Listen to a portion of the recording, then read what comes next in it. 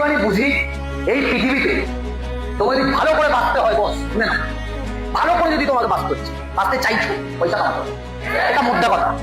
তুমি যে কোনো মানুষের কাছে যাও, একটু কনসাস মানুষের কাছে, তার কাছে গিয়ে স্পষ্ট জিজ্ঞাসা করো এই পৃথিবীতে টাকা দরকার ছিল। ও যদি বলে না, ঠিক আছে, তুমি আমাকে যা ইচ্ছা বলতে পারো, কিন্তু পয়সা দরকার আছে। এটা গরিবরা বেশি বুঝতে পারে। যত লাফালাফি করতে বলে না, 30 এর যদি হবে, সেই তোমাকে চাকরি খুঁজতে হবে। লোকে তোমাকে 15,000 টাকা ভাও দেবে, তোমার ডিগ্রি ফেলবে, 15,000 টাকা তোমাকে দেবে, 15,000 টাকা। তুমি ফ্যামিলি চালাতে পারবে না, ফ্যামিলি। তুমি চাইলেও তোমার ছেলে বা মেয়েকে ইংলিশ মিডিয়ামে ভর্তি করতে পারবে না। তুমি চাইলেও তোমার বউকে নাট্যমে ভর্তি করতে পারবে না।